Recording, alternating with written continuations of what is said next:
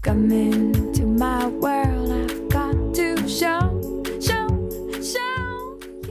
Сайн бацгаана уу, та бүхэндээ энэ өдрийн мэндийг хүргэе. Намайг Уга төмөргөдөг. Өнөөдрийн миний ярих сэдвийг дээрх гарчигнаас хараад юу ярих гэж байгааг гадарч байгаа хаа гэж би бодож байна.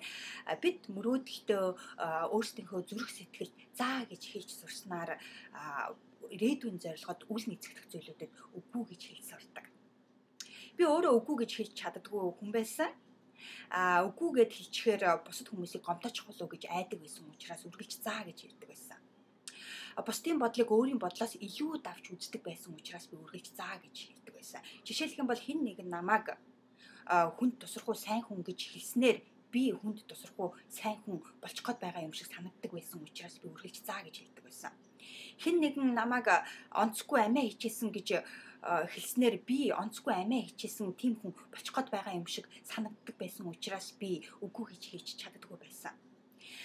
Үүний хор уршигт би өөрийнхөө хизээж байж чадахгүй өөрийгөө хизээж илэрхийлж чаддаггүй байсан. Харин өөрийгөө хөгжүүлэх, боловсруулах энэхүү аянд гарч эхэлснээс хойш бүх зүйлүүдэд үргэлж заа гэж хэлээд байх нь боломжгүй юм байна гэдгийг маш сайн ойлгож авсан учраас үүнийг та бүхэнтэйгээ өнөөдөр хуваалцаж байна. Үгүй гэж хэлэх нь тийм амархан биш тийм ээ. Гэхдээ өөрийнхөө мөрөөдлийг өөртөө үргэлж сануулж түүнийг бодит болгохын тулд юу өртөл болгон хийх үү?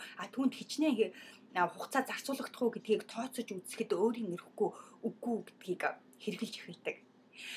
Мэдээж амьдралд биднийг уруу татах сайхан чамин гэх зүйлүүд аман хөгжилтэй зугаатай гэх зүйлүүд үргэлж байн гарч ирж байдаг. Эдгээр зүйлүүд нь бидний анхаарлыг сануулж биднийг үргэлж уруу татаж байдаг. Гэхдээ бид юу хүсэж байгаагаа маш тодорхой болгоод юу хүсэж байгаагаа яагаад хүсэж байгаа гэдгээ маш тодорхой болгосон тохиолдолд бид эдгээр зүйлүүдэд ч гэсэн зоригтойгоор үгүй гэж хэлж чаддаг. Үгүй гэдэг үгийг зоригтойгоор хэлж сурснаар бид өөрсдийнхөө төлөө заа гэдэг үгийг зоригтойгоор хэлж сурдаг. Хэрвээ та над шиг үгүй гэж хэлж чаддаггүй хүмүүсийн нэг бол би юу гэж хэлмээр байна вэ гэвэл алийн болгон бид мөрөөдлөө зорилгоо хойшлуулах тийм ээ. Тиймээс өнөөдрөөс эхлээд хойшлуулахаа зогсоо. Өнөөдрөөс эхлээд өөрийнхөө төлөө үгүй гэдгийг хэлж сурцгаая найзуудаа. Энэ амиа хичээсэн учраас үгүй гэж хэлж байгаа юм биш.